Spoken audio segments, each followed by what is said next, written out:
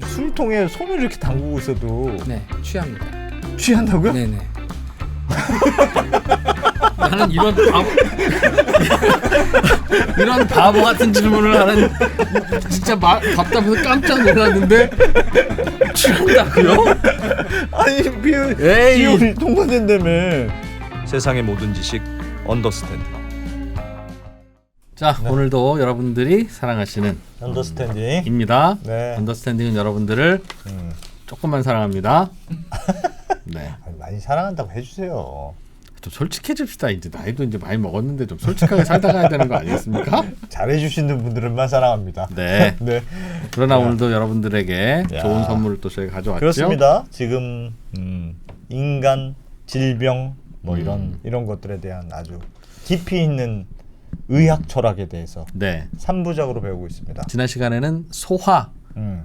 다이제스천 우리가 얼마나 속고 살았느냐. 이라는 게 뭐냐. 이제는 소화가 뭐예요? 라고 물어보면 고분자 물질을 우리가 쓸 수 있는 저분자 물질로 바꾸는 과정이에요. 과정이지. 그 활용도를 높이려는 과정이지. 그렇게 얘기하면 그냥 100점입니다. 그렇지. 100점. 그거 배우기 전에 우리가 뭘 했겠습니까? 그거? 배부 소화되면 졸려요. 뭐 이런 얘기. 소화가 뭐냐고? 그런 얘기는 그랬겠지? 했겠지. 자, 오늘은 네. 그 우리가 치료용으로 쓰이는 다양한 약물, 그렇습니다. 약이란 무엇인가에 음. 대해서 배우게 되실 겁니다. 네. 이거는 누가 가르쳐 주시죠? 서울대학교 이승훈 교수님 또 모셨습니다. 어서 오세요. 네, 안녕하세요. 네. 자, 우리가 2부까지 배웠습니다. 질병, 우리의 몸은 얼마나 질병에 취약한가. 그게 1부고. 사실 3부작의 취지는 사실 사람이 만수무강하고 싶은데 자꾸 병에 걸리니까 병이 뭔지를 파악을 해봤고요. 예. 그럼 약을 만들어야 되겠네라고 생각을 했는데 약을 만들려면 사람 몸이 어떻게 되는지 알아야 그리고 우리가 외부 물질을 어떤 식으로 흡수하는지 그 과정을 알아야 되니까 지난번 시간은 제가 약을 만들기 전에 기초 지식으로 이제 음식을 먹을 때 어떤 과정을 통해서 들어오냐. 소화라는 게 무엇이냐. 그러면 우리가 약을 음식이 이렇게 해서 들어가니까 이런 식으로 만들면 약을 만들 수 있겠네 하기 위한 기본 지식을 좀 배웠다고 생각하시면 되고요. 예, 예. 오늘을 위해서 다 한 것입니다. 아, 이 크라이막스를 달려오기 위해서. 약을 설명하려면 병이 그걸 뭔지도 알아야 되고 아, 그러네. 병을 치료하기 위해서 어떤 물질이 몸 안에 들어간다는 게 어떤 개념인지도 알아야 되니까. 네, 그렇습니다. 저분자 물질로 약을 만들어서 몸에 넣어준다. 네. 그래서 마치 이게 음식물인 줄 알고 꼴딱꼴딱 먹는다. 사람은 사람은. 그런 거인 거 모양입니다. 그러니까 그거 제가 미리 좀 설명을 드리면 그러니까 아까 그 지난번에 설명했던 것 중에 음식물이 분해돼서 저분자 물질이 된 다음에 그거를 우리 몸은 필요하다고 느끼면 네. 능동 수송한다고 그랬어요. 즉각 받아 먹는다. 예. 에너지를 써가면서 가져간다. 예. 필요하니까 심지어 딱 맞는 수용체도 있고 별 것들이 다 만들어져서 아미노산은 어디 있어, 지방산은 어디 있어, 뭐 포도당 어디 있어, 다 이렇게 힘을 써서 가져가요. 예. 근데 나머지는 몸에서 필요하지 않다고 생각하니까 수용체가 없어요. 그런데 사실 이 세포막에 빈틈이 있어요. 빈틈이 어떤 거냐면 세포막을 이루는 거는 인지질 이중층이란 말이에요. 사실 이 피부는 세포막을 이루는 세포는 인지질이라고 하는 지방으로 되어 있습니다. 지질 형태로 되어 있습니다. 예. 지방은 아니고 지질 형태로 되어 있는데 지질 형태란 건 지용성 물질이 들어오면 흡수가 잘 된다는 거예요. 그래서 우리가 물을 바르면 건조해지지만 예. 여기다가 보습 성분이 있는 어쩌고 저쩌고는 대부분 다 우유나 뭐 그런 성분으로 만들어진 지방 성분, 지질 성분 가지고 만든 보습제들이잖아요. 예. 그러니까 우리 세포들은 지질 성분이면 투과가 돼 버려요.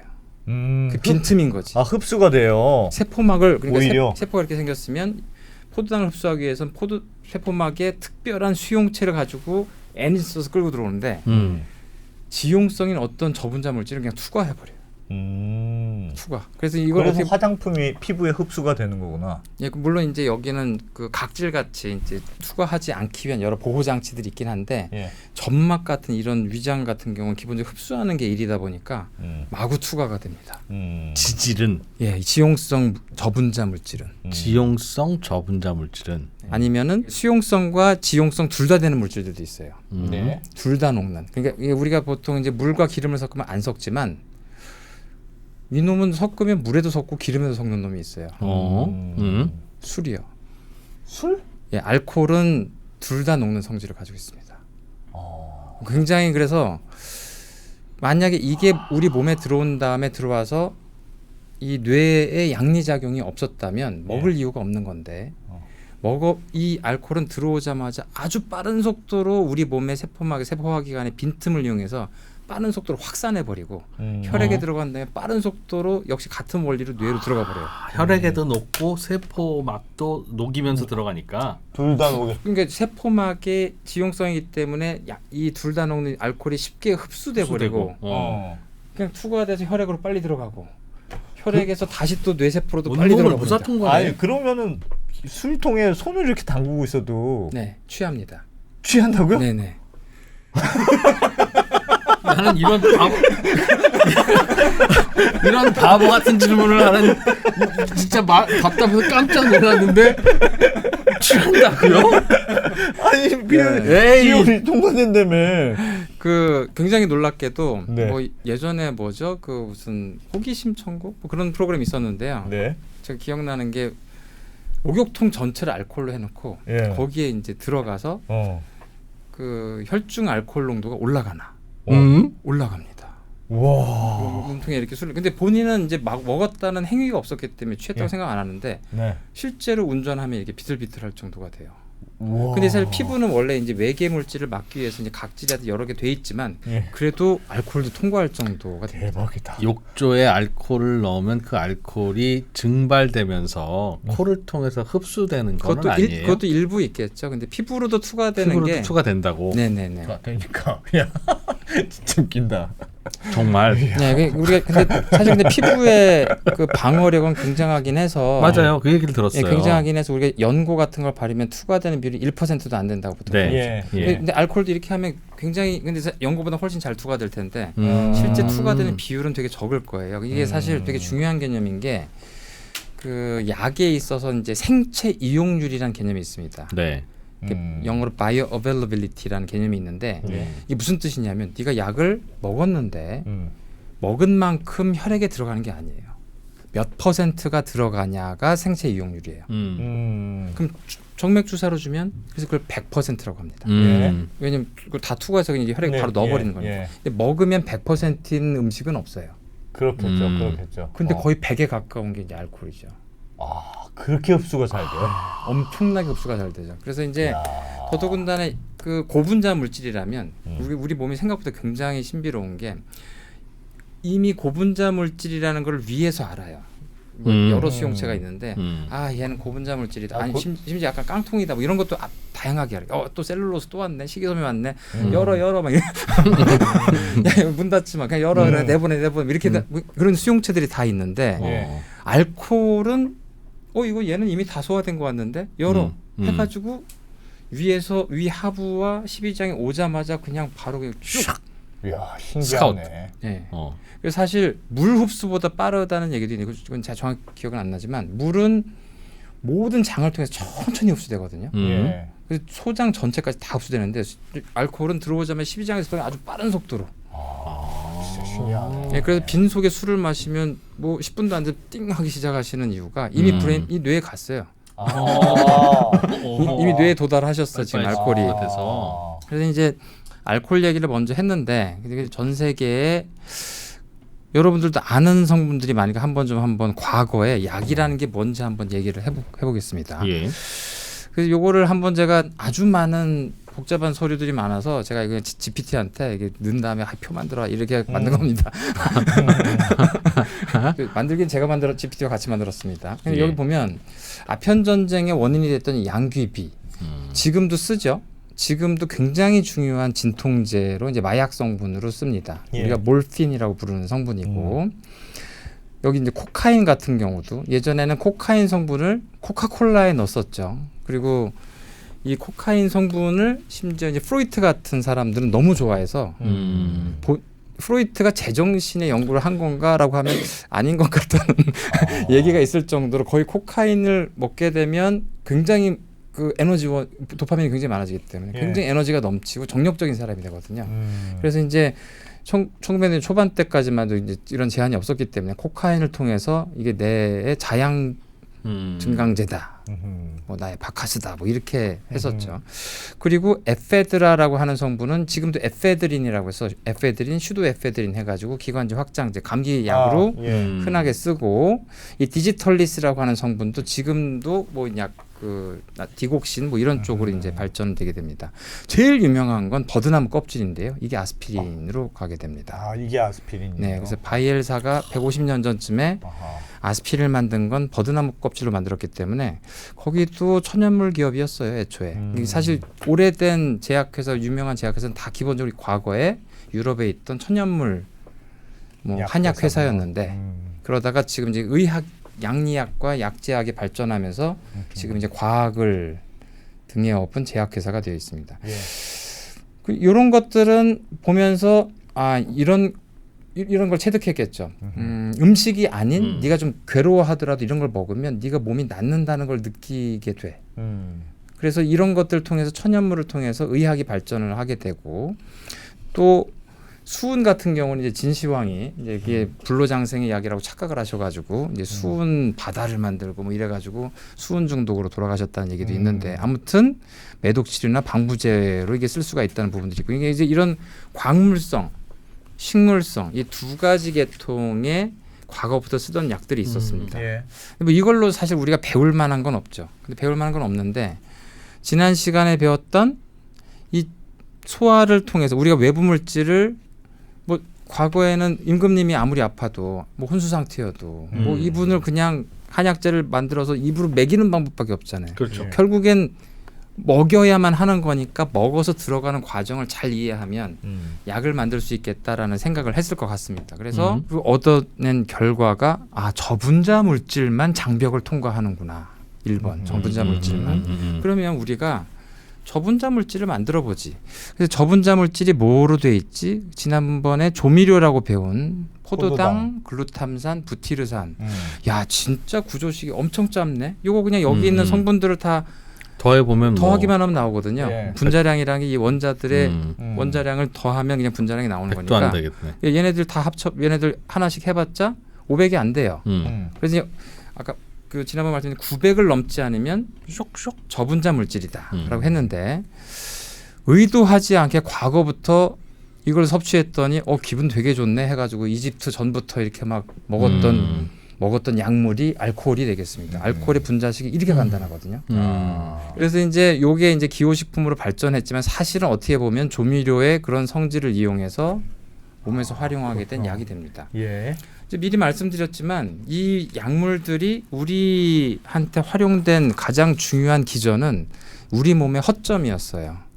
장벽이 이들을 맞아줄 수용체, 능동 수송하기 위한 그런 기제는 없는데 세포막이 인지질 이중층으로 돼 있다 보니까 지용성을 좋아하게 되고 그래서 지용성의 기를 가지거나 해서 약간 그 기름에 녹을 수 있는 그런 물질이라면 우리가 저분자 물질로 만들면 약이라는 걸로 활용할 수 있겠다. 싹 들어간다. 네. 그건 그냥 작아서 들어가는 거죠? 그렇죠. 작아서. 근데 수용성이라면 잘 받질 않습니다. 왜냐하면 수용성이면 인지질 이중층이라는 게 겉에 이제 인과 그다음에 지질로 이렇게 돼서 두 층으로 돼 있으니까 인이 이제 수용성이라서 이쪽은 수용성이지만 벽 자체는 지질로 돼 있어서 예.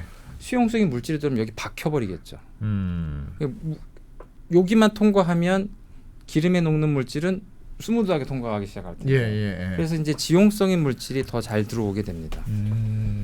그런데 이제 공부를 하고 났더니 이제 우리 몸이 뭘 방어하기 위한 시스템이 그렇게 허술한 줄 알았는데 생각보다 또 잘 꺼내버리기도 하더라고요.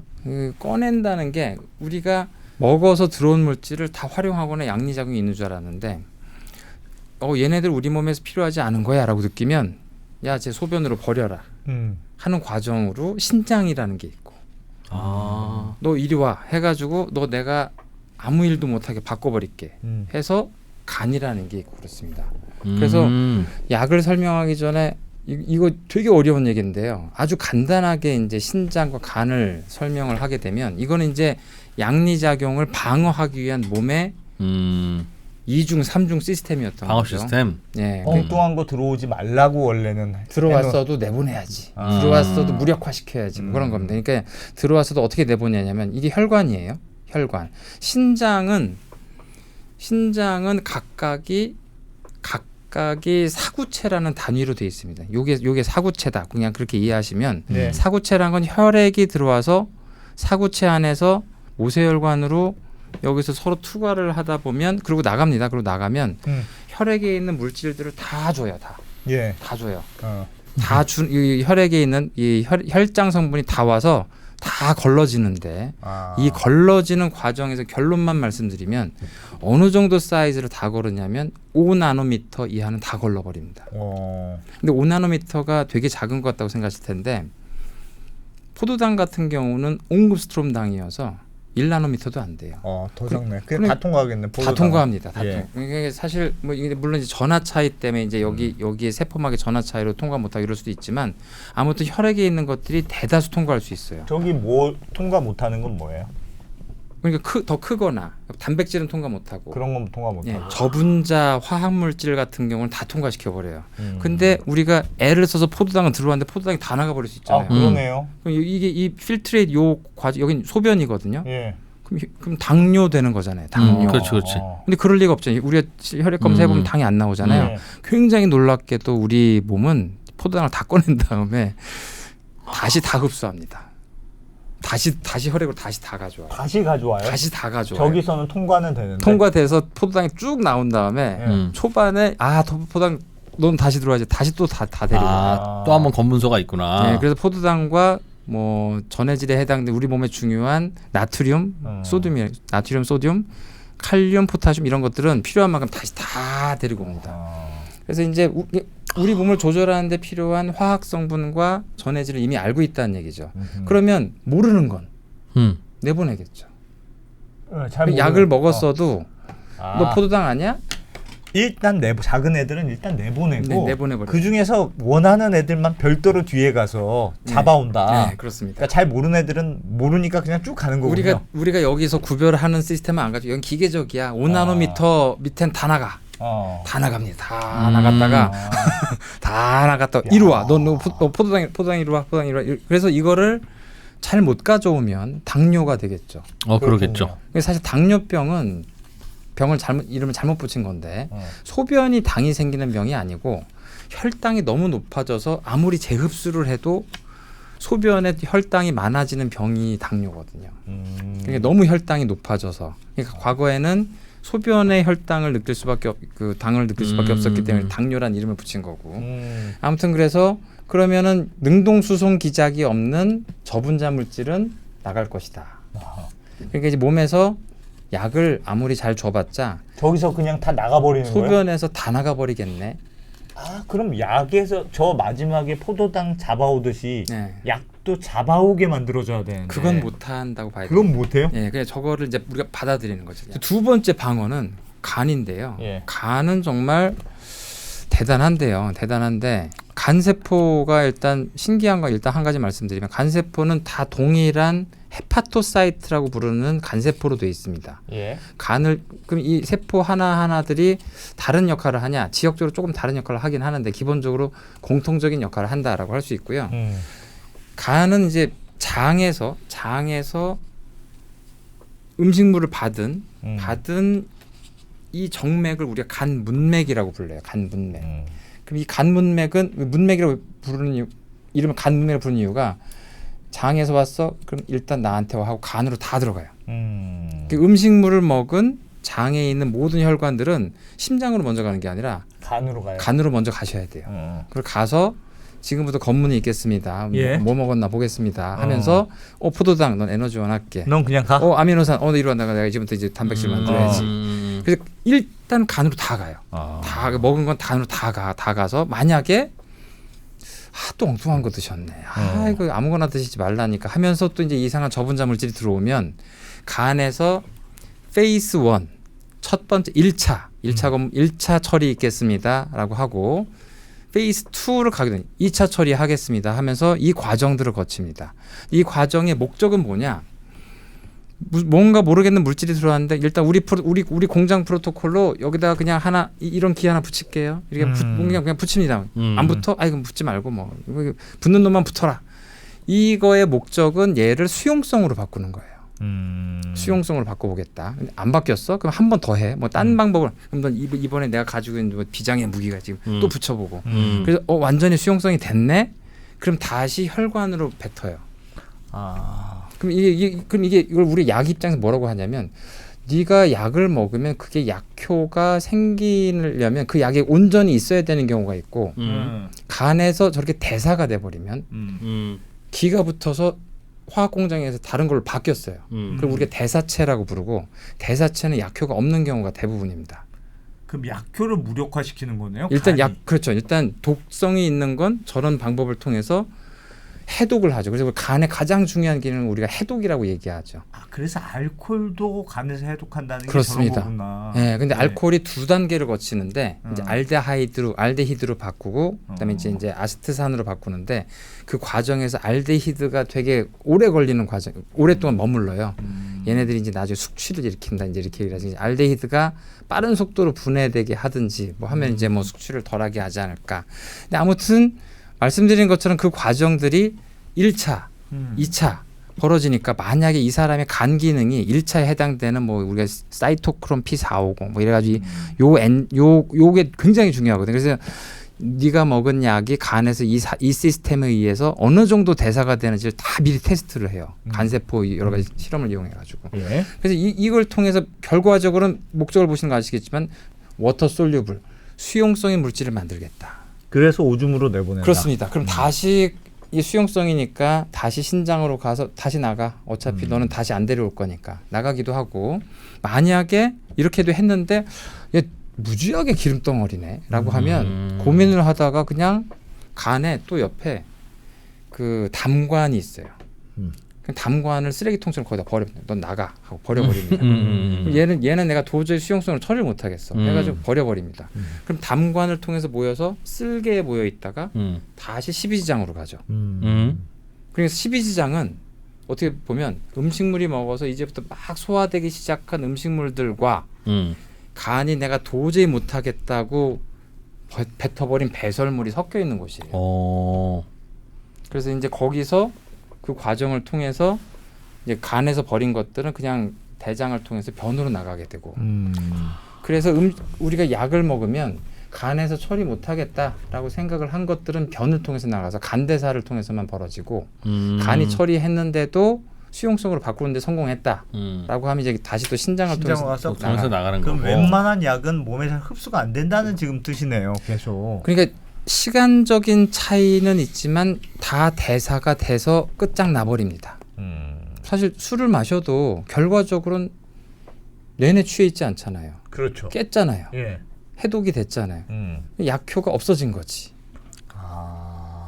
약을 먹으면 그러니까 이 약을 먹어서 어떤 양리작용을 기대했어요. 주었어요. 근데 간과 신장이 처리할 거 이상으로 주자. 그럼 그만큼 좀 얘들이 처리한 시간이 있으니까 그 기간 동안에 이 싱싱한 약들이 가서 무언가 일을 할 거 아니에요. 예. 근데 결국 시간이 돼서 얘들이 버리기 시작할 거 아니에요. 예. 그럼 약효가 올라갔다가 이제 떨어지기 시작을 하겠죠.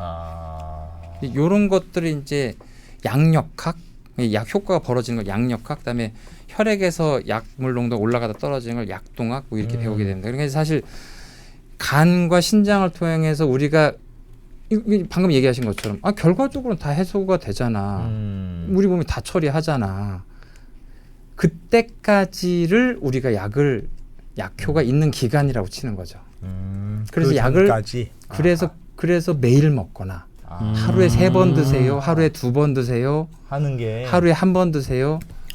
그렇게 만들어져. 구멍난 양동이에 물을 계속 붓는 거하고 마찬가지네요. 그렇죠. 빠지긴 빠지는데 계속 부으면 어느 정도 차 있으니까. 처리하는 속도가 있으니까. 간한테 야 얘는 좀 봐줘라. 그렇게만 돼서 네 그러면 약을 한 번만 먹어도 그 약이 계속 돌겠네요. 그렇습니다. 간을 포도당 비슷하게 만들 수는 없어요? 아니면 약을 그런 식으로 만들면? 그렇습니다. 그래서 그런 시도들도 좀 합니다. 그리고 실제 우리가 알고 있는 약 중에 뭐 콜레스테롤 약 같은 경우는 지방산 모양으로 만들어서 이걸 이제 몸에서 이걸 지방이라고 착각하게 하자. 뭐 그런 시도들도 굉장히 많이 하죠. 그러면 조금만 먹어도 엄청 오래 있을 테니까 쏙쏙 받아 먹을 그래서 테니까. 얘네들이 이제 지방산인 줄 알고 뭔가 하려고 했더니 이제 지방으로는 안 만들어주고 얘가 이상한 짓 하네. 뭐 이러면서 또 처리하려고는 하겠죠. 그래서 아무튼 그래서 방금 말씀드린 약동학. 약동학이라는 개념이 이제 생기게 됩니다. 약동학이 그래서 그렇구나. 사실 약동학은 이게 지금 뭐 L까지 얘기하는 경우 흔하게 없는데 ADME를 배우는 학문이다. 예. A는 absorption, 흡수. D는 distribution, 몸에 어디에 다 분포되느냐. M은 메타볼리즘, 대사가 어떻게 되느냐. 대사의 대표적인 게 간과 신장. E excretion, 어떻게 배설하느냐. 이거를 배우는 학문이 이제 파마코카이네틱스라고 해서 이제 약동학이라고 배우는 거죠. 그러니까 결과적으로는 몸이 다 처리할 거니까 이게 만약에 몸이 처리하는 것보다 너무 많이 주게 되면 독성이 생길 테고 그렇겠죠. 처리하는 속도만큼 주게 되면 약효가 없을 테고 그럼 약효가 없는 것과 독성이 생기는 사이에 아주 우리가 아이디어란 약효를 보이는 기간을 사람한테 해가 없이 만들어보자. 그 찾는 게 약이구나. 그 약동학이 되겠습니다. 그 용량의 결정이 중요하네요. 네. 생각보다. 그래서 요거는 이제 혈액에서 약물의 농도를 대부분의 약물의 농도를 한 건데요.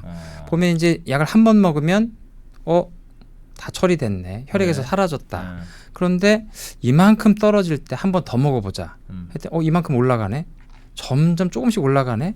그러면 이 간격으로 이 약을 먹게 되면 적어도 요 정도의 혈액 용량은 농도는 유지할 수 있겠고 만약에 피크를 친 요 정도 농도가 세포에 해가 되지 않는다면 사람이 견딜 수 있는 그렇겠네요. 약이 되겠구나. 그렇겠네. 그걸 찾는 학문이 됩니다. 아하. 그래서 사실 예전에 이제 연금술사였던 파라켈수스라는 양반이 있는데 그분이 굉장히 유명한 말을 했어요. 근데 연금술사가 굳이 그분이 뭐라고 얘기를 했냐면 세상에 약과 독은 없다.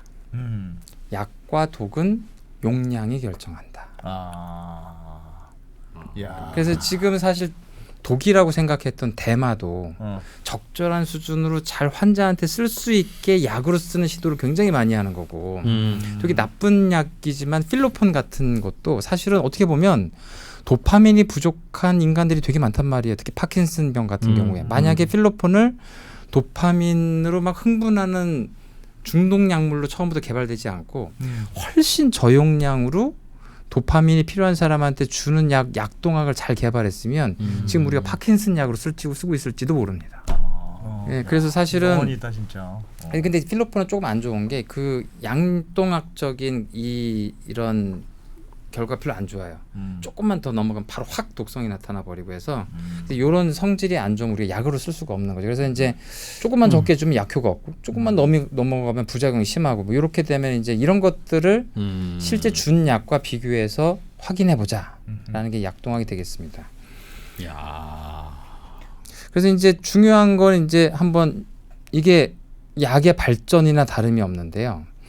그러면 이게 ASA, 아세틸살리실릭 애시드라고 해서 요게 아스피린입니다. 예. 그러니까 아스피린에 너무 작아서 사실은 보이지도 않는 수준이기 때문에 이걸 그냥 아스피린의 구조체를 보여줬지만 아스피린의 분자량이 여기서 제가 지금 뭐 기억은 안 나지만 분명히 500이 안 될 겁니다. 예. 엄청 작은 물질이니까 들어오면 우리 몸에서는 받아들여요. 그냥 바로 예. 장벽을 통과하고 혈액을 돌다가 신장한테 걸려서 배설되고 간한테 걸려서 뭐 수용성이냐 해가지고 또 당하고 할 텐데 아무튼 처리 속도보다 조금 더 많은 약을 주면 남은 이 아세피린들이 혈소판으로 들어가서 혈소판의 응집 기능을 억제를 합니다. 남은 게. 그래서 피를 묽게 만든다는 게. 묽게라는 표현은 좀 잘못된 표현인데 그러니까 혈소판이 하는 역할은 혈소판끼리 응집시키는 거예요. 세포끼리 너희들은 뭉쳐서 혈관 막아. 여기 혈관 터졌거든. 여기 터졌으니까 가서 니들이 몸을 던져서 여기 구멍을 일단 막아. 1차로 보수해. 그럼 나머지 우리가 네가 막은 기간 동안에 여기를 다시 재건을 할게. 그러니까 1차로 출혈을 막는 방어선인데 얘네들이 과거에 아주 오래전에 뇌졸중 배울 때 혈관 안에서 출혈이 아님에도 불구하고 출혈이라는 착각을 하면서 혈관 전체를 막아버리는 대형 사고를 치는 게 예. 심근경색과 뇌졸중이란 말이에요. 예. 그러니까 너희들 정신 차려 이게 출혈 아니야라고 말을 해봤자 얘들은 핵도 없는 애들이고 눈도 없는 애들이라서 그러느니 세포 이 혈소판이 가진 기능을 일부 없애보자. 그래서 혈소판이 응집되는 여러 흥분 시스템들이 있는데 그 중에 한 가지 시스템을 바보를 만들어요. 이 아스피린이 들어가면 그래서 딱지가 잘 안 그렇습니다. 그래서 거죠? 이제 멍도 잘 생기고 출혈이 생기면 지혈하는 시간도 더 오래 걸리고 예, 그건 어쩔 수 없는 부작용이지만 원래 아스피린의 작용이기도 해요. 이게 몸에서 혈전이 생기는 거를 덜 생기게 하니까 어떻게 보면 혈액이 응집이 생겨야 약간 농도가 높은 것처럼 사람들이 생각할 수 있으니까 더 유동성 있는 물질로 만드니까 이걸 묽게 만든다라는 표현을 쓴 거죠. 묽어지는 건 아닌데. 예, 예. 그래서 이제 아스피린과 같은 온갖 약물들이 전부 다 지금 우리가 알고 있는 모든 먹는 약물들은 기본적으로 저분자 화학 물질이 됩니다. 그래서 우리가 스몰 몰레큘러 드럭. 그래서 너희들 신약 회사 만들었어? 그러면 이제 스몰 몰레큘러 드럭이야? 저분자 의약품이야? 라고 하는 게 그 여기서 다 나온 얘기고 그 분자량의 기준은 900달톤을 넘지 않는 거다. 그래서 그럼 신약은 다 900달톤 안 넘는 것 중에서 약효가 있는 걸 찾아봐야 되겠군요. 그렇습니다. 그게 유기화학의 발전이기도 하고 그래서 이제 유기화학이 발전하면서 온갖 다양한 방법으로 새로운 지구상에 없던 유기화학 물질을 다 만들어 보는 거죠. 예. 이 기본적으로 유기화학 물질이야 사람이 먹어서 CHON으로 돼 있기 때문에 이걸 대사할 수 있는 능력이 있을 테고 그리고 그 상황에서 이 세포가 가진 여러 가지 병리적인 단계를 얘네들이 들어가서 끊거나 막거나 할 수 있을 거다. 야. 그래서 이게 저분자 그래서 사실 신약을 하는 사람들은 저분자 화학약품 스몰 몰레큘러 드럭이라는 거에 이게 뭐냐라고 하면 사실 대다수 제약회사가 만들고 있는 게 스몰 몰레큘러 드럭이 되겠습니다. 그래서 지금도 대부분 뭐 거의 90% 이상 모든 제약회사가 먹는 약이다. 그러면 심지어 주사제도 그렇습니다. 그래서 이제 저분자량을 가진 잘 되니까. 약물이 모든 제약의 기본이었다. 예. 저런 걸 먹으면 간과 신장이 계속 일을 하고 심지어 그 일을 하다가 너무 일이 많아서 놓친 게 우리 몸속에 돌아다니면서 약효를 네네. 주는 거라면 그러면 약을 먹는 순간 간과 신장은 평소와 다르게 되게 일을 많이 하게 되는 거예요. 아니면 네, 그런 것 같다. 약을 안 먹어도 어차피 얘는 일을 하는 거야.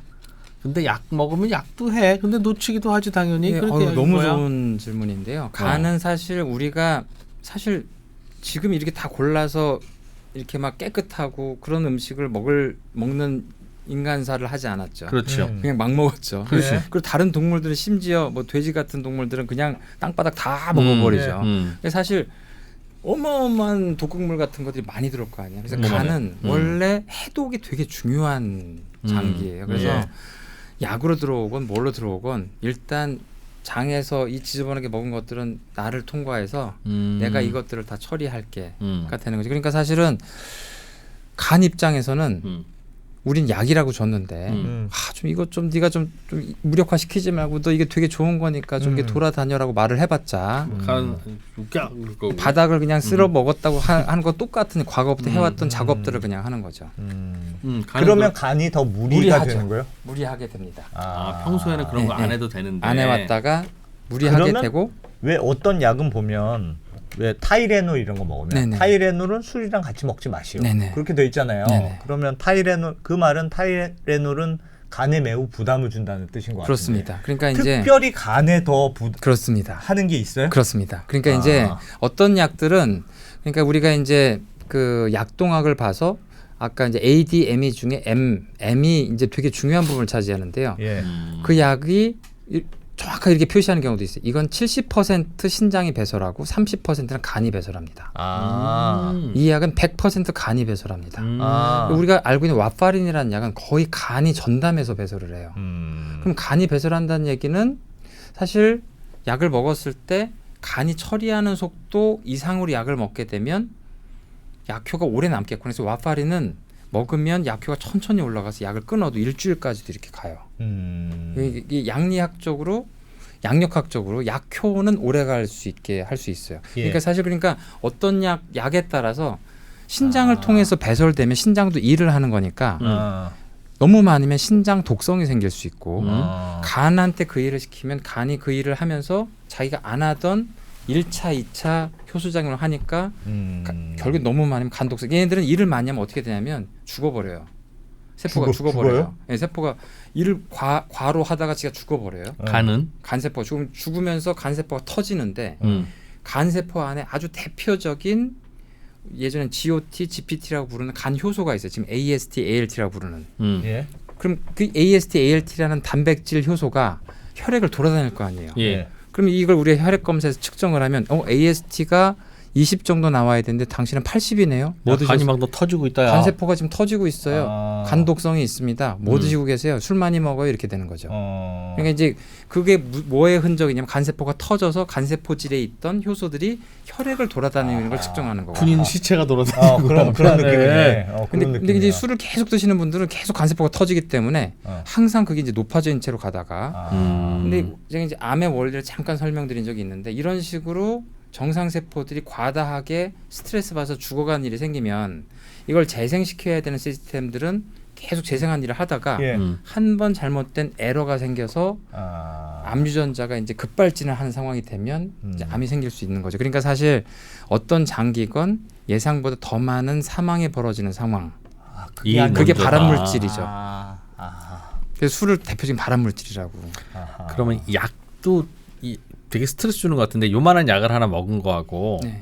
요만한 고기 덩어리를 하나 먹은 거하고 네. 간이나 신장의 부담은 같아요? 아니면 약이 훨씬 더 약이 훨씬 많죠. 약이 왜 그래요? 훨씬 많냐면 뭐 모든 약이 그렇다는 건 아니고 그렇게 만든 게 약이에요. 그러니까 약이라는 거는 약효만 있는 저분자 물질만 아주 꽁꽁 우리가 화학적인 걸로 요만큼만 먹어도 대단한 약효가 나게 만들었어요. 근데 음식은 고분자 물질로 대다수가 ATP로 쓰이고 뭐 또 이런 걸로 쓰이고 하는 것들이니까 사실 얘네들 오랫동안 처리되면서 몸에 필요한 걸로 하는 건데 얘네들은 요만큼 들어왔을 때 각 세포들이 듣도 보도 못한 물질이 들어와서 갑자기 내 세포의 기능을 방해하거나 자극하거나 하는 물질이 된단 말이에요. 그래서 실제 뭐 수면제, 뭐 수면제 함부로 드시면 안 되지만 이제 뭐 그 졸피뎀 같은 수면제 요맨해요. 요맨한데 요만큼 드시면 조금 있다 픽 이러기도 하고. 그리고 사실 우리가 정맥 주사로 굉장히 소량의 뭐 염화 칼륨 뭐 그런 것들을 좀 이렇게 주게 되면 심장이 갑자기 움직이지 않아서 죽게 되기도 하고. 그래서 약이라고 한 건 그 효과만을 위해서 고도로 농축된 거라서. 양리 기능을 가진 것들이죠. 그래서 사실 타이레놀 자체가 걔는 이제 진통과 해열 효과를 가진 약이란 말이에요. 예. 그러니까 걔들이 작용하는 위치는 간 세포보다는 뭐 이게 면역 세포들, 백혈구나 이런 데서 작용을 해야 되는데 네. 간은 하여튼 이상한 애야. 너는 처리해야 되니까 일단 아무튼 나한테 걸린 애들은 내가 대사를 할게. 했더니 간의 그 대사 기능을 상당히 많이 쓰는 애인 거죠. 굉장히 복사시키는 거구나. 그래서 약이라는 게. 근데 알코올도 엄청 간을 혹사시키니까 둘 다 먹으면 이제 간 세포가 과다하게 죽기 시작하면 어느 선을 넘으면 간이 이제 포기해요. 포기하는 게 뭐냐면 나 간 안 할래. 그럼 순식간에 간 부전에 빠져 모든 세포 갑자기 다 집단 자살을 하거든요. 그걸 간 부전이라고. 이제 간 부전이 생기면 우리가 이제 의학적으로는 대개 간을 포기하고 간 이식 대상자를 빨리 찾아서 와. 빨리 이제 간을 이식을 해야 되는 상황들이 많이 벌어지죠. 세상에. 그렇게 위험해요. 그런 거구나. 그러면 웬만하면 약을 안 먹고 참을 수 있으면 참는 게 간과 신장을 위해서 매우 좋은 선택일 수 있겠네요. 그게 아니구나. 아니면 약을 네. 남용해서 조금만 많이 먹는 게 엄청 위험하고. 엄청나게 중요한 거고 위험하고. 약동학과 양력학이 발전한 이유가 이게 아까 파라켈수스가 얘기한 것처럼 모든 약은 많으면 독이고 모든 독은 적으면 약이다라고 얘기를 했던 것처럼 그 사람한테 필요한 만큼만 정확하게 주는 게 지금 약을 만드는 기본적인 제약학의 굉장히 중요한 부분이고 그걸 사람마다 다 다르지만 이 사람한테 이만큼 주겠다, 이 약 주겠다 결정하는 게 의사의 역할인 거죠. 근데 우리 집에 가면 약통에 그 뭐 각종 영양제부터 시작해서 근데 영양제라는 건요. 영양제는 다 괜찮아요? 우리 몸이 원래 필요한 물질이었어요. 네. 능동 수송을 하는 물질인데 이 사람의 식이 습관이 잘못돼서 일부 성분을 안 먹는 것 같아. 그래서 이 영양 성분을 농축해서 만든 게 영양제니까 사실 우리 몸이 안 보던 성분이 아니라서 사실 어떻게 보면 영양 성분은 과다하면 문제될 수가 있지만 대개는 이게 흡수가 독성을 돼요? 나타내는 것과 이게 되게 넓죠. 범위가. 그래서 약마다 다 틀린 게 어떤 약은 독성을 나타내는 것과 효과를 나타내는 그 범위가 굉장히 넓어서 굉장히 많이 먹어도 별 문제가 없는 경우도 되게 많이 있고요. 예. 어떤 약은 엄청 좁아서 아까 이게 필로폰 같은 경우 그럼 이건 약으로 못 쓰겠다 못 쓰는 거죠. 그래서 조금만 넘어가도 그냥 독성이 심하게 나타나서 환자들이 막 이게 되니까 근데 그거를 약별로 다 결정을 해야 되고 그 결정 과정이 타당한지를 다 식약처나 FDA 같은 데서 심사를 하고 그게 이제 임상시험까지 통과를 하면서 수백 명, 수천 명, 수만 명을 통해서 이게 지금 부작용 프로파일과 약효 프로파일을 봤더니 약으로 해도 되겠다라고 예. 결정나는 결정나는 과정이 임상, 1상, 2상, 3상 과정인 거죠. 아무튼 그걸 알게 됐는데 우리 몸이 그걸 받아들이는 과정이 저분자 물질이구나. 그래서 그게 이제 여태까지 천연물이라고 썼지만 예. 천연물에 다 상당히 많은 성분이 우리 몸에서 저분자 물질을 쓰고 있던 거고 이제 이게 이제 1800년대, 1900년대 이제 제약학, 양리학이 발전되면서 어떻게 하면 저분자 물질에 해당되는 약을 새로 개발을 할까? 유기화학이 발전되면 새로 막 개발하기 시작을 했고 지구상에 없던 수많은 저분자 의약품들이 나오게 됩니다. 그런데 이제 이런 고민을 하는 거예요. 야, 우리 몸에 되게 중요한 건 단백질이 하는데 그럼 단백질 먹이면 안 돼? 안 돼? 이런 거죠. 우리가 지난 시간에 배웠던 것처럼 단백질은 먹으면 아미노산이 돼버리기 때문에 예. 단량체는 아무 의미가 없어요. 우리 몸에 필요한 그 단백질을 우리 몸이 알아서 바꿔줘야 되는데 안 바꿔줘. 그럼 이 단백질 그대로 좀 느껴주면 안 되겠니? 싫은데 하고 다 보내버려요. 그럼 어떻게 주지? 와, 이제부터는 이 전쟁 터지면서 정맥으로 수액을 주는 방법들이 개발이 되면서 그냥 약을 줄 수 있어요. 먹이지 않아도 돼요. 주사로. 주사제가 이제 전쟁통에 많은 병사들이 쓰러지고 이제 수액을 어떻게 주는 방법을 해서 주사제를 하고 물을 줬더니 갑자기 정신 번쩍 차리는데 그럼 거기다가 약을 주면 되지 않을까? 약을 주기 시작을 했더니 요 약은 아까 얘기한 대로 생체 이용률이 100%라서 예. 들어가자마자 작용을 해요. 그래서 그래서 이 약들을 단백질로 이제 만들어도 되겠다. 그래서 생체 이용률로 봤을 때 위를 통하지 먹지 않으면 돼.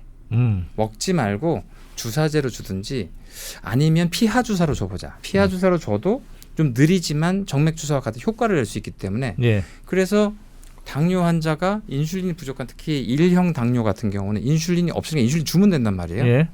먹으면 안 되니까 그래서 피하 주사로 인슐린을 개발하기 시작을 합니다. 그래서 이게 인슐린이 어떻게 보면 세계에서 최초로 만든 생체 의약품이 돼요.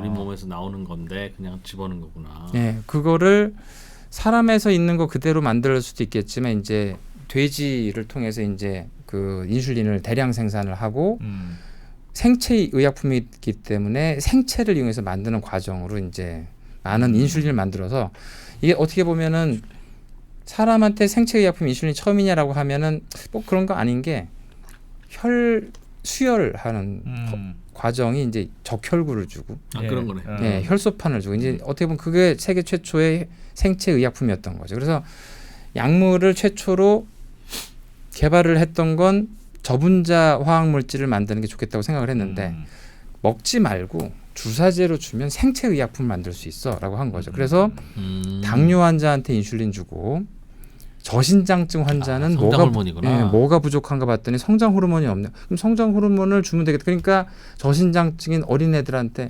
얘네들 이게 고통스럽게 해서 주사로 줘야 돼요. 주사로 줘야 됩니다. 먹으면 다 분해가 되기 때문에. 그래서 애가 막 울더라도 그냥 얘를 붙잡아 놓고 계속 엄마가 이제 주사제로 안타깝더라도 주사제로 줄 수밖에 없는 방법이 생기게 됩니다. 그러다가 이제 생체의약품이 이제 1990년대 이후로 어마어마한 큰 사건들이 이제 터지게 되는데요. 몸에 이건 한번 설명을 한 적이 있었습니다. 그 우리 몸은 면역을 제가 이제 설명 잘했다고 그때 댓글로 많이 칭찬받았는데 면역에서 선천 면역이 이제 우리가 모르는 병균이 들어오면 대충 관상 보고 때려잡는 애들이 선천 면역이고 그걸 학습한 다음에 정보를 가지고 있다가 비세포라는 애들이 만드는 게 항체. 그럼 얘네들은 스나이퍼처럼 막 큰 염증을 일으키는 게 아니라 다시 또 들어오면 너 죽었어 하고 스나이퍼처럼 이게 요격을 하는 애들이죠. 그러면은 항체라는 안티바디, 항체라는 애들은 우리 몸에서 과거의 학습에 의해서 얘네들은 물리쳐라라고 배운 거죠. 배운 단백질 전사들인데 예. 단백질이 단백질 처리하러 가는 거예요. 이거 가만히 이제 1990년대 아주 혁명적인 제약업계 사람들이 그걸 꼭 병균을 해야 되나라고 생각을 한 거죠. 그게 무슨 말이야? 병균을 꼭 처리하느라 항체를 쓰는 걸 우리가 우리 몸에 다른 단백질을 억제하는 방향으로 써보지. 아, 어차피 그런 항체의 기능이 있으니까. 항체가 원래 단백질한테 붙어가지고 그 단백질 기능을 억제하는 거라면 뭐 물론 꼭 억제만 하는 게 아니라 자극하는 것도 있지만 대부분 억제하는 거라면 그럼 우리가 그 단백질을 만들어서 줘버리자. 네. 그래서 만약에 우리 자가 면역 질환 같은 특히 류마티스 관절염 환자들이 몸에서 잘못된 단백질 뭐 저 항체 같은 게 만들어서 그럼 그 항체를 우리가 가서 잡아먹는 항체를 만들자. 감염이 아니지만. 그래서 어마어마하게 세계를 휩쓸었던 뭐 엔브렐, 휴미라, 그다음 뭐 레미케이드 이런 약이 이제 그 염증이 발생될 때 나오는 사이토카인이라고 하는 TNF 알파라고 하는 염증을 파급시켜줘. 라고 알려진 이 단백질을 잡아먹는 항체를 만든 거예요. 감염도 아닌데. 그랬더니 환자들이 엄청나게 좋아진 거죠. 그래서 1990년대 이후로 생체 의약품이 이제 만드는데 어려울 거 아니에요. 항체를 그 공장에서 만들어 가지고 사람한테 이렇게 주는 과정이니까 예. 새로운 공장을 만들고 근데 약효가 엄청 좋고 하니까 2000년대 이 생체 의약품이 쏟아져 나오기 시작을 하고 이 항체를 똑같이 만드는 이 생산 과정 우리가 단클론성 항체라고 부르는 게 모노클로널 안티바디 줄여서 MAB라고 부르면서 이 약들을 마비라고 이제 지칭을 하게 됩니다. 그래서 이 모노클로널 안티바디의 혁명이 1990년대 이후로 지금까지도 굉장히 많은 약들이 계속 만들어지게 되죠. 바이오 의약품이라고 불리는 게 바이오 다 저런 의약품 거 다 저런 저겁니다. 거예요? 대부분은 모노클로널 안티바디입니다. 그렇구나. 그래서 이제 근데 지금 저런 약품들이 많은 제약회사가 뛰어들게 된 건 어떻게 보면 그 저분자량 의약품이 가지고 있던 기본적인 너무 큰 한계가 있었던 게 아까 그 말씀드린 한계가 아니고 유기화학적으로 이게 이런 약효가 있을 거야라고 생각해서 디자인해서 만들면 그 약효가 없거나 이상하거나 약효 독성만 나오거나 이래요. 그래서 약을 만들 때 이제 제약회사들이 어떻게 하냐면 요 기본적인 형태가 이런 약효가 있을 거야. 그러면 얘네들 변형해서 1000개쯤 만들어요. 조금씩 다르게. 다 만들어봐. 다 만든 다음에 얘네들 세포에 다 처리해가지고 얘는 이상한 반응이 많은데 그래도 계속 정리해 나가요. 그리고 이제 우리가 1000개를 만드는 과정을 히트 약품을 만든다. 그런 다음에 이걸 후보군들을 골라내는 과정을 얘네들이 토너먼트 통과해서 했다가 리드 의약품을 만들었다. 최종적으로 후보 의약품을 만든 캔디딧. 그래서 히트, 리드, 캔디딧 만드는 과정은 저분자량 의약품을 만들 때 기본적인 과정이 됩니다. 왜냐하면 하나를 만들었는데 이게 진짜 어설픈 사람 이거 하나 만들고 이게 약이에요 그러면 1000개쯤 테스트해봐. 1000개쯤 다른 거 만들어서 테스트해봐. 그런 것들을 다 테스트해보면서 거치는 과정들을 다 거치는 거예요.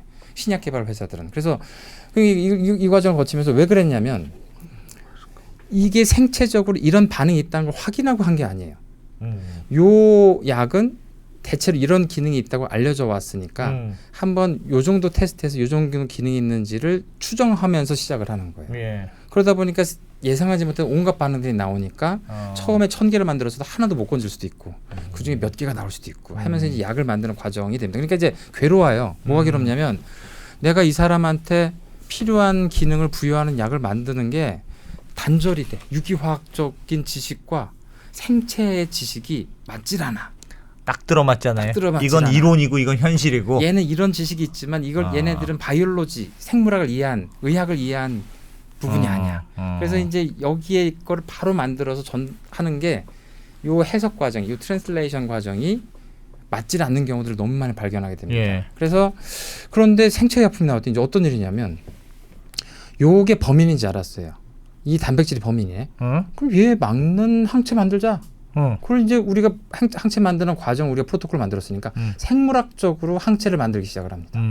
그러면은 병만 이해하면 약을 만들 수가 있게 돼요. 그전엔 병을 이해했어도 유기화학적으로 저분자 의약품을 만들어야 되니까 아구가 맞는 약을 만들 수가 없었는데 아. 지금은 이 단백질이 어떤 단백질인지 알았고 심지어 다양한 분석을 이 단백질의 1차, 2차, 3차, 4차 구조까지 다 밝혀내고 어떻게 생겼는지를 알고 심지어 얘네들이 어디에다가 항체를 만들고 하는 지식까지 나오니까 대부분의 우리 몸의 여러 가지 신경 전달, 그 생체 전달은 단백질이라는 이 단백질. 그러니까 중요한 건 범인이 뭔지 정확하게 알려주세요. 하면 그 범인을 막는 단백질은 항체를 제가 만들어 보겠습니다. 하는 식으로 2000년부터 엄청나게 많은 생체 의약품 회사가 나오고 거대한 성공을 거둡니다. 그래서 지금 굉장히 많은 약물들이 예전엔 전에 없던 진짜 특효약들이 단클론성 항체를 통해서 막 쏟아져 나오기 시작을 해요.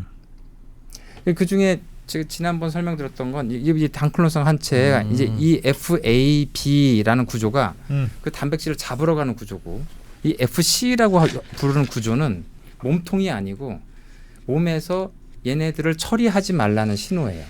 그러니까 단백질도 이제 오래되면 몸에서 이제 혈관벽에 들어가 가지고 아미노산으로 분해될 수 있는데 FC라는 형님이 오면 야 이분은 계속 오랫동안 일하시는 분이라고 다시 꺼내준단 말이에요.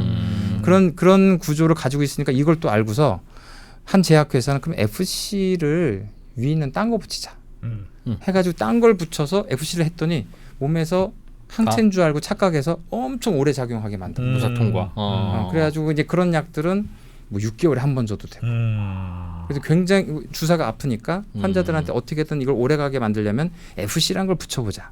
이런 식으로 이제 생체의약품들이 고도로 야 이제 아미노산을 이제 하나하나 유전자 재조합으로 설계를 해서 만드는 과정으로 넘어가게 됩니다. 먹지 않고 주사제를 주는 방법으로 해보자. 이 약들은 기본적으로 다 주사제로 최소한 피하 주사까지는 해야 됩니다. 저게 되는 건 병을 일으키는 원인을 정확히 아니까. 알게 됐으니까.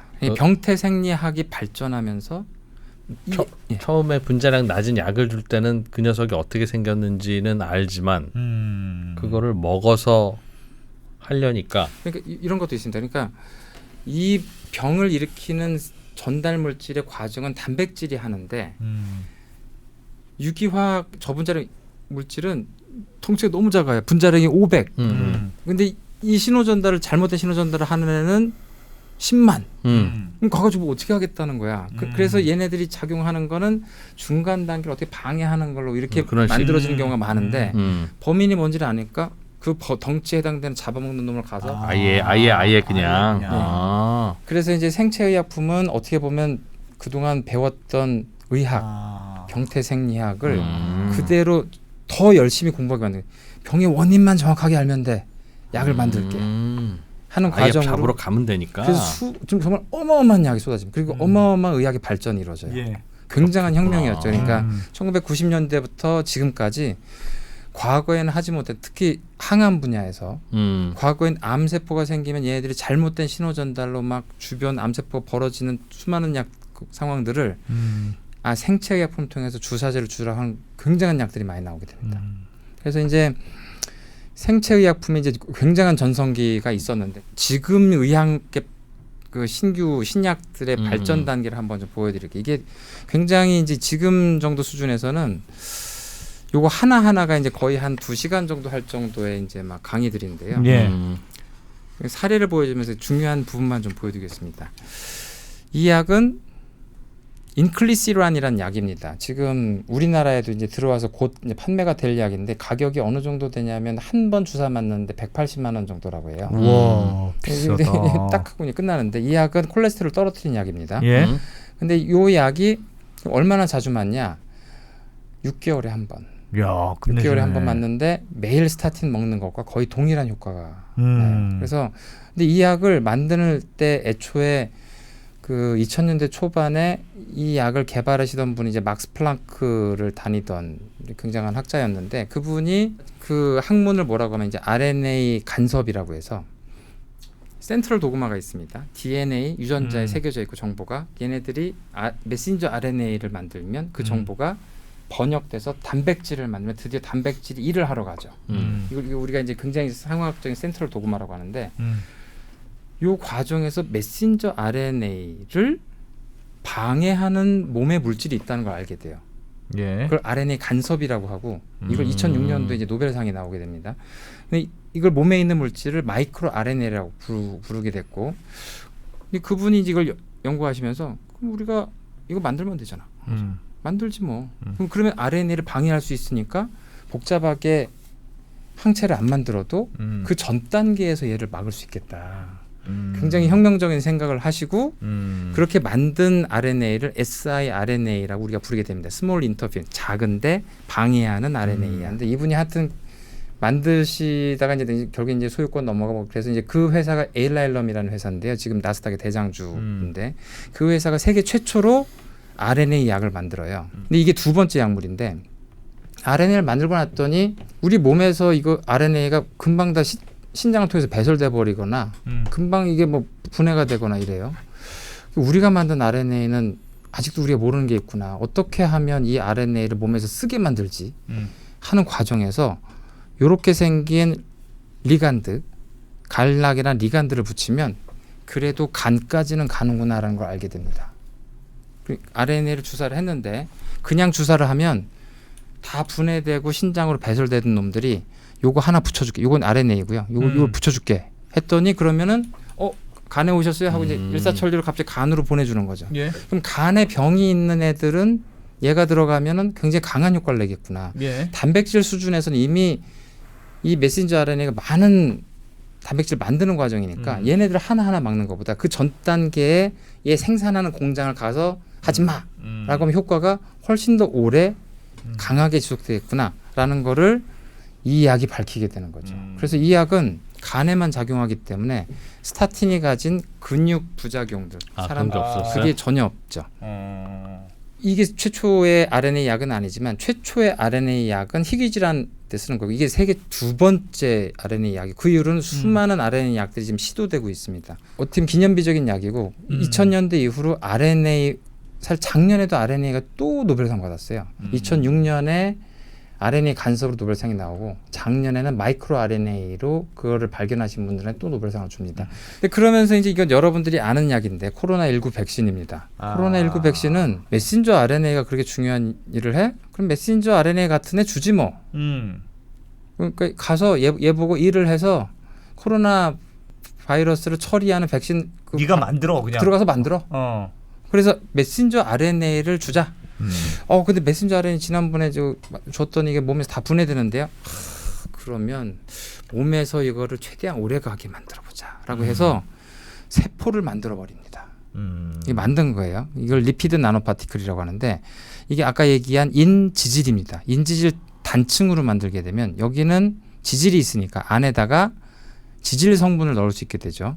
그런데 이 안에 소포체처럼 또 인지질을 이렇게 해버리게 되면 여기는 또 친수성이 되니까 RNA는 친수성이니까 여기다가 넣을 수 있겠다 해가지고 코로나 바이러스 백신 나오기 전까지만 해도 리피드 나노파티클이 학술적으로만 있었는데 전 세계가 위기에 빠지니까 이걸로 백신 만들어야 돼 하면서 이 안에 RNA는 거의 조립을 해버리고 리피드 나노파티클을 학술적으로 있던 걸 대량 생산해 해가지고 어떻게든 그냥 만들어서 뭐 여러 왈가왈부는 있지만 뭐 만든 지 얼마 안 된 벌퍼성이 노벨상 줘버렸죠. 그러니까 우리가 보기에는 엄청난 의학계 혁신이었습니다. 이제 메신저 RNA를 방해하는 거 만드는 수준을 넘어서 메신저 RNA를 만들어버린 수준이 돼버린 거죠.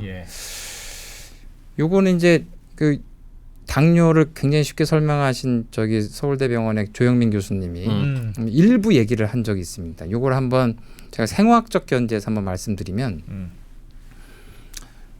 단백질은 주사로밖에 줄 수 없다. 이제 하도 많이 들어서 이제 당연하다. 그럼 단백질의 중간 분해체인 펩타이드도 못 주죠. 걔들도 아미노산 돼 버리니까. 네, 걔도 고분자니까. 네, 그래서 성장 호르몬 아무리 먹어봤자 몸에 들어가지 않는데. 이분들이 이제 노보노디스크라는 이 회사는 지금 세마글루타이드, 그러니까 그게 이제 지금 우리나라의 선풍인 위고비. 위고비는 비만 치료제지만 하지만 원래 애초에는 요거 이제 당뇨 치료제 GLP-1에 대한 자극 약물로 만들었는데 이 세마글루타이드라는 약을 만들고 봤더니 이분들이 이거 먹는 걸로 주고 싶은 거예요.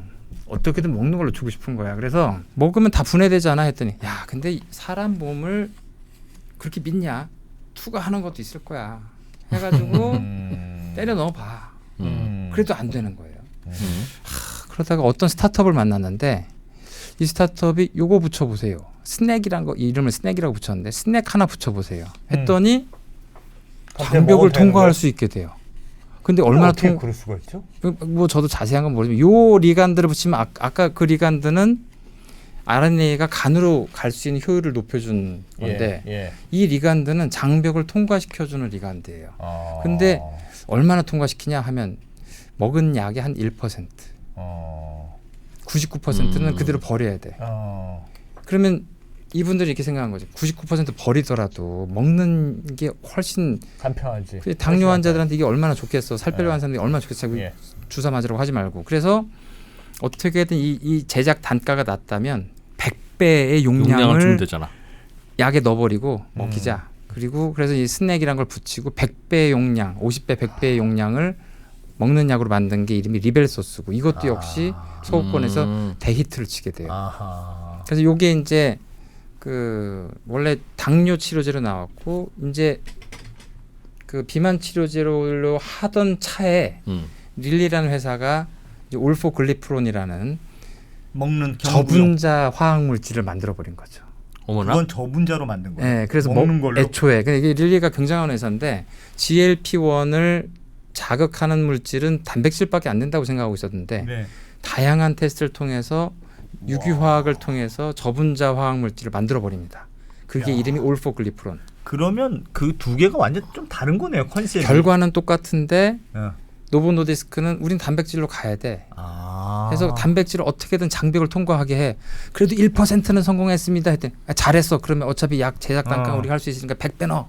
했는데 릴리는 야, 대단한 거네. 요거를 유기화학 물질로 만들어서 어떻게든 먹게 만들어 보자. 그래서 여러 약물을 테스트하다가 그 힘든 아까 얘기한 타겟을 하기 힘든 그 힘든 걸 해서 결국에는 성공한 약물을 임상 3상을 통과해 버렸어요. 그래서 그 통과하고 나서 얘네들 통과할 걸 다 예상을 하고 미리 만들어놨다고. 몇 조치를 만들어놨습니다. 몇 주치가 아니라 몇 조치. 몇 주일치에 했다는 게 아니라 몇 좋지. 몇 조 원어치를. 네, 자기들이 예전에 약간 그 아픈 게 있었던 게 세마글로타이드 이후에 터제파타이드라는 그 마운자로라는 약을 만들었는데 통과하고 나서 이씨 안 만들어놨어 이렇게 된 거예요. 통과할 줄 몰랐어 이래가지고 지금도 만들기 시작하 1년 걸리는데 이렇게 되니까 자기들이 이번엔 통과할 걸 예상을 하고 그것도 굉장히 위험한 행동인데 다 만들어서 스토리지에 둔 다음에 진짜 통과해 버렸습니다. 그거 화학약품이니까 만들기도 쉽지 않아요? 유기화학 물질은 이제 사실은 새로운 물질을 창조하는 거기 때문에 쉽지는 않고요. 제조는 어려워요. 만들기는 아 그래요? 만들기도 어려워요? 한 열 몇 단계를 거치면서 얘네들이 이제 변해가는 걸 봐야 되기 때문에 절대 쉬운 건 아니고 다르다고 봐야죠. 예, 생물학적 제재랑 뭐 이 유기화학물을 만드는 거는 되게 다르다. 저 앞으로는 비만은 나는 꼭 비만하고야 말겠다는 어떤 의지가 있는 분 아니면 다 해결될 것 같죠. 약으로. 해결이 아니라 그러기가 더 쉽지 않겠다 이제. 근데 사실 지금 있으니까. 약들은 약 하나 하나가 학문이에요. 굉장한 발전이고 다 노벨상 받고 막 이런 것들입니다. 근데 지금 최근에 또 여기 와서 치매하시는 분이 또 설명을 했던 게 레켐비라는 약이 나왔다. 레카네밥이라는 약이 나왔어요. 뭐 근데 그게 항체 치료제죠. 그것도 이제 피하 주사로 줘야 되는 거예요. 예. 그 단클론성 항체예요. 뭐 단클론성 항체 하도 많이 들어서 뭐 대단한 약 같지도 않은데, 근데 이 약은 뇌 안으로 들어가서 이 신경세포 주변의 신경세포의 기능을 방해하는 아밀로이드 축적 물질을 분해하기 시작을 합니다. 얘네들이 그 알츠하이머 치매의 원인 물질이라고 생각하니까 만약에 이 항체가 들어가서 얘네들을 막거나 분해할 수 있다면 알츠하이머가 나아지겠네라고 생각을 해서 이 항체를 줘서 결국에는 임상 3상을 통과하고 전 세계 최초로 알츠하이머 치매 그 환자의 예후를 바꿀 수 있는 약으로 인정받게 되는데 이게 뭐가 대단하냐? 아니 어떻게 뇌로 들어가지요? 항체는 우리가 이제 이런 것들을 다 통과하기 힘들다고 했는데 뇌 혈관 장벽은 어마어마하거든요. 뇌 혈관 장벽은 딱 포도당만 들어와. 딱 산소만 들어와. 구멍 요만큼 주고 나머지는 통과해. 아무도 못 들어와. 예, 절대 못 들어오게 돼. 그래서 그걸 우리 BBB라고 불러서 예. 블러드 브레인 베리어는 그래서 블러드 브레인 베리어를 어떻게 통과하는 약을 만들 거야 해가지고 하는데 뭐 아까 얘기했지만 알코올은 되게 쉽게 들어가죠. 죄송합니다. 우리가 바로 들어가 버리는데 가족이야. 네. 기본적으로 통과하려면 두 가지 조건이 있다고 했잖아요. 아주 덩치가 작은 작거나. 저분자량 물질이거나 물이면서 지용성이어야 된다. 예. 아니 그런데 항체 단백질의 이만한 단백질인데. 분자량이 10만 15만 되는 게 못 들어간다고 생각한 거죠. 어. 근데 이 무식한 제약회사가 그냥 해서 성공을 하고 들어갔어. 사람들이 이제 들어가요? 어떻게 항체가 뇌에 들어갔어요? 그랬더니 안 가르쳐 주지 하는데 아. 사실은 아무 조작을 하지 않았습니다. 아무 조작을 하지 않았던 게 무슨 말이에요? 그냥 항체가 통과하기 그냥 위한 넣었더니 그냥 들어가? 넣었더니 들어간 거예요? 사실은 투과된 양이 극미량이에요.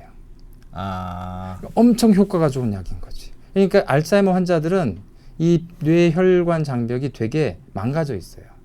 나이가 들고 그래서 모든 약들이 들어가는 건 아니지만 일부 약은 들어갈 찬스가 조금 더 있어요. 근데 이 약은 되게 강력한 항체야. 어. 그래서 조금만 들어가도 돼. 그냥 우리가 물량 공세로 넣어. 음. 그러면 얘네들이 혈액의 생체 이용률은 100%지만 그 위치의 생체 이용률 우리가 잴 수가 없는 거거든요. 이건 약효로 볼 수밖에 없는데 얘네들이 약효를 증명하면 일부는 들어갔다는 거 아니야. 근데 너무 잘 들어가서 얘네들이 혈관벽에 쌓이기도 하는 혈관벽을 분해하면서 터지기도 해요. 뇌출혈이 생기는 걸 보면 이게 확실히 효과가 있구나라는 걸 알게 되는 거예요. 그래서 의사들은 항체가 잘 통과한다는 거에 대한 지식이 없는 분들도 많은데 실제 제약을 하는 사람 입장에서 보면은 뇌를 통과하는 그 전까지는 뇌를 이렇게 직접 찔러줘야 되나 이런 생각을 하고 있었는데 그렇지. 알츠하이머라는 나이 든 특수한 사람들 환경. 아, 특수한 뇌가, 환경이. 뇌가 좀 망가진 사람 BBB도 고장 났을 거다. 많이 고장 났을 거야 해서 필요량보다 많이 줘 음. 했더니 진짜 돌아가더라. 들어가게 되고 적은 약으로도 이 효과를 발휘하게 되는 걸 알게 됩니다. 야. 마지막으로 한 가지 약을 한번 좀 설명드리면 예. 요건 제가 하는 회사에 예. 페닉스 바이오테크. 네, 제가 하는 회사에서 어떤 약인지 이것도 이제 기존에 존재하지 않는 약을 세계 최초로 만든 약인데요. 네. 이 안에 들어간 건 산화세륨이란 물질이고 이걸 사람한테 쓰기 위해서 아까 얘기한 고분자 물질 폴리머로 감싼 형태로 만들었어요. 그럼 산화세륨이 뭐냐 하면 엄청나게 흔하게 쓰는 심지어 우리가 지금 뭐 조그마한 쇼핑 인터넷 쇼핑 들어가면 한 2만 원에 살 수 있는 유막 제거제 성분이고요. 공장에서 제일 많이 쓰는 건 배기가스 정화제로 씁니다. 그러니까 이제 배기가스 정화제 성분으로 디젤 자동차나 이제 이런 그 자동차의 정화제 성분 안으로 들어가는데 얘네들이 하는 과정이 정말 재밌는 게 마치 배터리처럼 그 세륨 3 플러스와 4 플러스를 자유롭게 왔다 갔다 해요. 자유롭게 왔다 갔다 한다는 건 전자 필요해 줄게. 전자 남아 놔줘. 이러는 거예요. 이거를 끝없이 반복해요. 예. 이 에너지 준위차 거의 없이 그냥 남아 줘. 모자라 줄게. 근데 그러면 남거나 모자르면서 병태 생리를 일으키는 우리 몸 안의 물질이 ROS라는 게 있습니다. 네. 라디칼. 산소가 더 반응성이 커진 산소 화합물을 라디칼이라고 부르는데 이 라디칼들은 염증을 확산시키고 시작하고 하는데 굉장히 중요한 물질이 돼요. 제가 면역 지난번 얘기할 때 이게 만약에 이렇게 비유할 수 있는데 어떤 가정집에 가스불이다. 가스불은 음식을 만드는 굉장히 중요하죠. 껐다 켰다 네? 잘하면. 근데 만약 이걸 계속 켜둬가지고 커튼에 불이 붙었다고 생각하면 당신 빨리 뛰쳐나오셔야 되는 거죠. 불집이 다 타겠지. 이게 ROS예요. 그러니까 우리 몸의 세포들이 너무 반응성이 큰 이 ROS를 적절하게 잘 활용하고 있어요. 그런데 염증이 생기거나 암이 있거나 여러 상황이 되면 얘 ROS 주변을 마구 파급되면서 불을 마구 지르고 다니는 거죠. 그럼 ROS를 없애주는 약이 우리 몸 안에 있으면 좋은데 그게 별로 없어서 우리가 비타민 C와 E를 먹어야 돼요. 내부적으로 존재하긴 하는데 아주 미량 가스불 끄고 요 정도만 있어요. 이 불이 난데 이 아무 의미가 없으니까 얘네 좀 때려 부어야 되는데 아주 영양제 수준으로 약한 비타민 C와 E를 우리가 생산도 안 하니까 영양제 수준으로 먹어서 그건 뭐 부족하니까 그걸로 안 된단 말이에요. 엄청나게 이거를 강력하게 없앨 수 있는 이 라디칼이라는 물질은 전자가 하나 모자라거나 남은 그 산소 화합물이거든요. 근데 얘네들은 전자 모자랄 거면 하나 줄게. 남아 1 빼서 그럼 바로 산소와 물로 분해가 돼버려요. 그거 하나 때문에. 근데 애초에 이 물질은 배기가스 정화제로 쓰면서 전자를 하나 왔다 갔다 하면서 질소 화합물과 그다음에 일산화탄소 이걸 처리하던 물질이었단 말이에요. 예.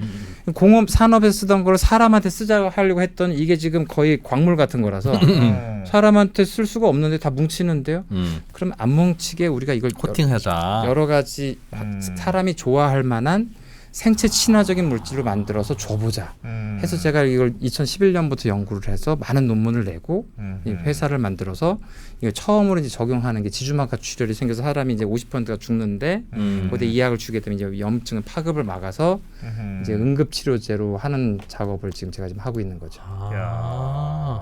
이 저거 못하면 그 환자는 어떻게 되는 거예요? 지금 현재 뭐 예전에 얘기했던 저기 그 WHO 이종욱 사무총장님, WHO 사무총장님이 일하시다가 사무실에서 돌아가셨던 게 그 병이고, 그다음에 뭐 여러 가지 상황에서 간호사가 맞아요. 뭐 아산병원 간호사가 터졌는데 뭐 의사가 없어서 뭐 어쩌고 해서 서울대병원 그분 그 젊은 여자도 간호사 그 지주막하 출혈이고 그 어떻게 하냐 터진 혈관을 클립을 잡거나 들어가서 코일을 해서 막아버리는 응급수술이 있습니다. 예.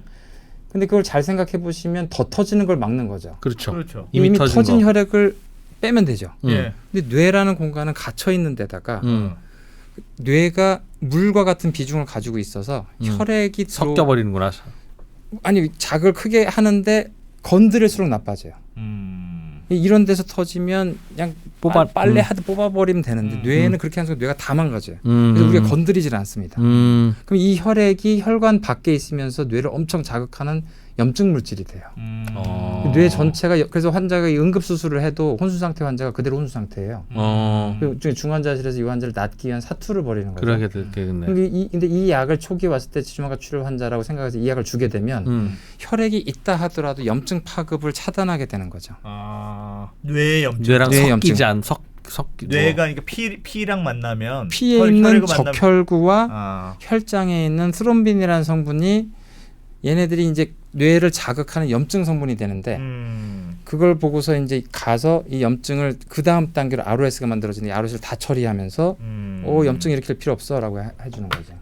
응급하게. 네, 사실 그래서 ROS가 염증 이런 걸 ROS를 유기화학으로 만들어도 되고 뭐 만들면 될 것 같은데 ROS는 중간에 아주 휘발적으로 만들어진 잠깐 활용하는 불과 같은 거기 때문에 생체 물질로 만들 수가 없고요. 유기화학 물질로 많이 만들어봤어요. 근데 다 실패했던 이유가 화학 물질이니까 화학 반응을 하니까 이 약이 약효가 있으려면 화학 반응으로 해요. 화학 반응. 그렇죠. 그럼 한 번 반응하면 약효가 없어지거나 간에 가서 그러면 이 약이 강한 게 필요한데 강하게 하려면 약을 많이 넣어야 되는 거죠. 그럼 치료 효과와 부작용 인덱스를 넘어버리면 독성이 있어도 못 쓴다고 쓸 수 있지. 그래서 현재 존재하는 ROS 저해제들은 유기화학적으로 나온 약들은 대단히 약해요. 그래서 인정받은 게 없어요. 근데 요거는 산업용 물질이라고 했잖아요. 내부 엔딩이라고요. 그냥 가가지고 저는 그냥 전자만 처리하면 되는데 전자만 처리하면 됐어요 원래. 근데 전자를 처리한 유기화학 물질은 존재하지 않으니까 전자를 처리하는 산업용 소재가 있으니까 이거를 쓰려고 했더니 이거 다 뭉치는데요. 그럼 내가 약인 것처럼 만들어 볼게. 세포인 것처럼 만들어 볼게 해서 만든 게 이런 물질이 됩니다.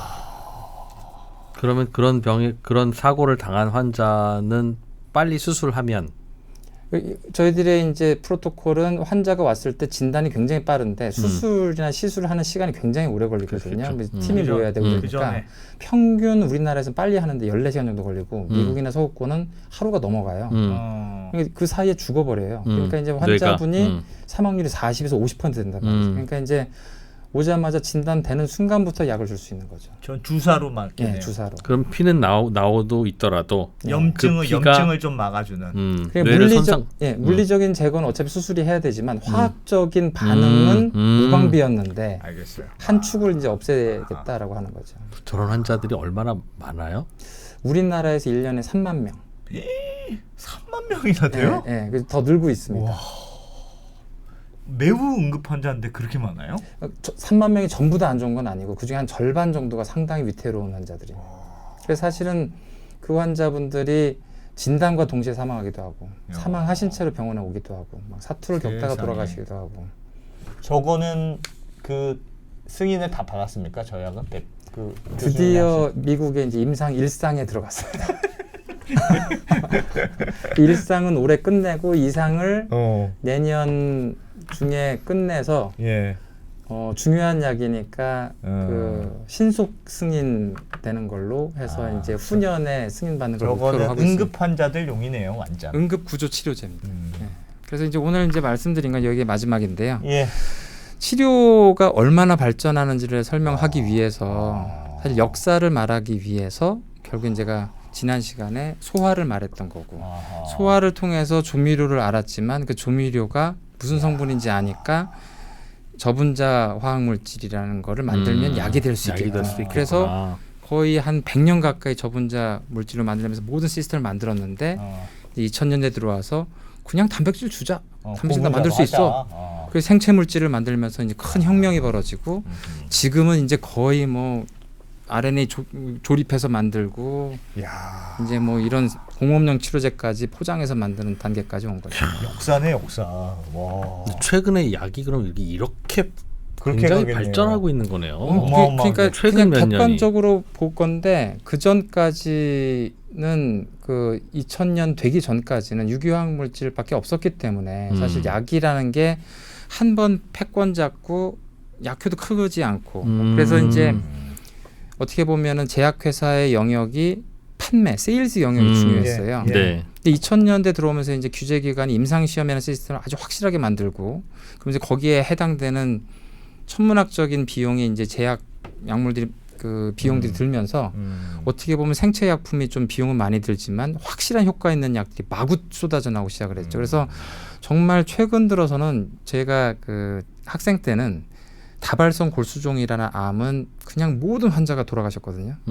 지금 굉장히 많이 삽니다. 또 한 가지 유방암 환자도 되게 많이 사망하셨는데 지금 유방암 환자 돌아가시는 분 거의 보기 힘들고 전립선암, 유방암 같은 이런 호르몬과 관련된 암들은 거의 사세요. 또 간암도 예전에는 간암 환자들 정말 안 좋아서 병원에서 막 복수 차고 힘든 분들 굉장히 많았는데 뭐 정기적으로 마치 만성 환자처럼 중간중간 처리 받으면서 뭐 그냥 아무렇지도 않게 사시는 분들이 굉장히 많아졌어요. 진짜 100% 약효가 있는 약도 나온 적이 있어요. 이제 약간 충격적인 약도 나왔는데 이제 그런 그래프는 본 적이 없는데 약을 처리하니까 모든 환자가 병을 다시는 안 걸리고 안 처리했더니 이렇게 된 그런 약도 있어요. 그래서 모든 제약회사 그 약을 보고 의욕을 잃었어요.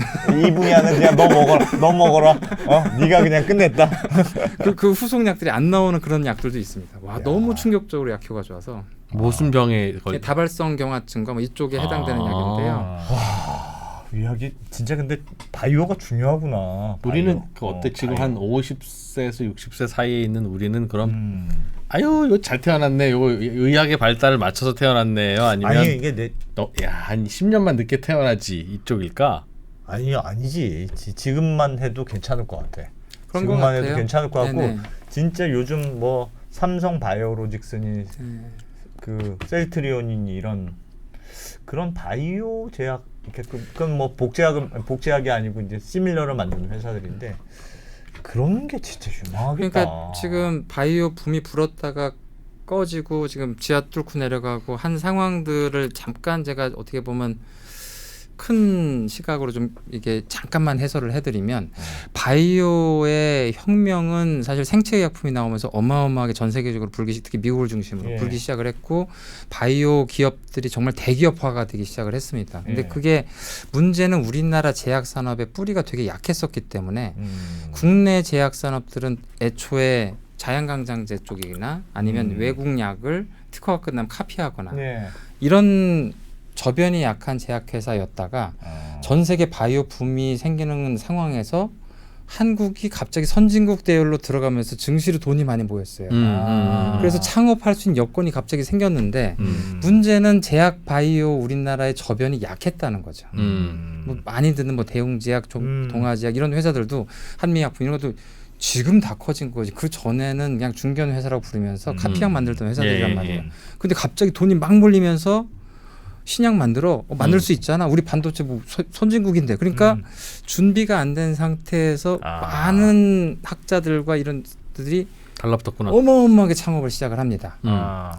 지금은 다 쏟아졌죠. 지금도 계속 쏟아지는 상황인데 사실 바이오 붐이 미국도 좀 줄어든 건 맞지만 우리나라처럼 심하지는 않아요. 우리나라는 투기 바람이 불면서 애초에 그 정도 저변이 되지 않았던 상황에서 트리거가 세 개가 있었던 거죠. 셀트리온, 삼성바이오로직스, 그다음에 참 기억이 안 나네요. 그때 뭐 코오롱 뭐 이래가지고 뭐 세포 치료제도 나오고 이랬었단 네. 말이에요. 근데 삼성바이오로직스와 셀트리온이 성공한 건 전형적인 한국의 성장 발전 방법이죠. 제조업 약간. 그것도 카피하기죠. 그거 바이오시밀러도 카피야. 카피하기죠. 카피야. 사실 특허 끝난 다음에 동일한 약을 만들어서 저렴하게 많이 풀어서 삼성전자 같은 방향으로 간 거죠. 그래서 이제 성공을 이분들은 자기들이 약을 만들어 이미 시장은 형성돼 있기 때문에 규제기관에서 허들만 낮춰주면 자기들이 그 다음 걸 팔겠다. 근데 바이오 붐이 이러던 대부분의 약들은 눈은 높은 거예요.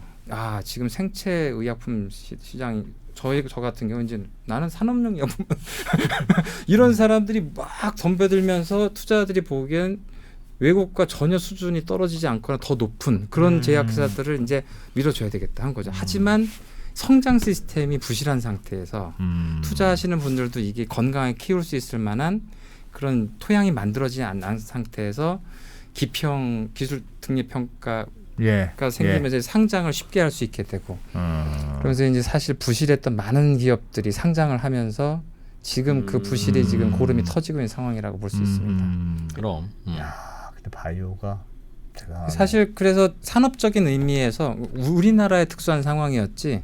이제 지금 우리가 닷컴 버블 이후에 우리나라를 지탱하는 수많은 반도체 회사가 큰 것처럼 요 과정을 거치고 나면 이제 우리나라를 지탱할 바이오 기업들이 나오겠죠. SK 바이오팜, 삼성 바이오로직스, 셀트리온 세 개가 이제 그때 증시에 불을 붙였던 거죠. 맞아요.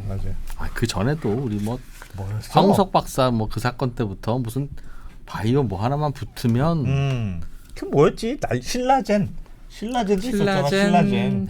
헬릭스미스 맞잖아요. 약이라도 했지. 뭐 제대혈 보관을 한다고 해서 그걸로도 막 그렇지. 약 예민한 얘기긴 한데 제대혈 보관 그게 뭐야 나도 하긴 했지만 줄기세포 치료제는 사실은 그때 노벨상 받는 줄 알고 해서 이제 그랬는데 실제로 줄기세포 치료제는 약으로 간 게 극소수에 해당되고요. 오히려 그 다발성 골수종을 치료하는 그쪽 이제 세포 치료제 형태로 좀 개발이 된 상황이죠. 줄기세포 치료제는 사실은 사람한테 가끔씩 하는 뭐 그 정도 치료제 정도로 약간 남아 있는 수준입니다. 알겠습니다. 이야, 진짜 대하 서사시 같이. 약을 공부했어야 되는 건데. 되게 유망해 보이네. 그지? 지금이라도 어떻게 해볼까요? 내년에 수능을 봐서 들어가서 이런 거 공부하려면 약학과를 가야 돼요? 의대를 가야 돼요? 의대는 사실 약을 개발하시는 분들은 많이 없고요. 사실은 제약학을 할 수 있는 교육을 받기는 하셔야죠. 그리고 사실 제가 하는 영역은 이제 화학생물공학이라고 해서 공대 쪽에서 많이 대단하시네. 예전 화공학과가 지금 이제 약 만드는 분야도 많이 생기고 그렇습니다. 네. 자, 3부작의 완성판. 오늘은 치료 요즘 최근에 있는 고분자 약들까지. 야, 알겠습니다. 야, 긴 시리즈 하여튼 잘 설명해 주셔서 배웠습니다. 네. 이성훈 교수님 고맙습니다. 고맙습니다. 감사합니다.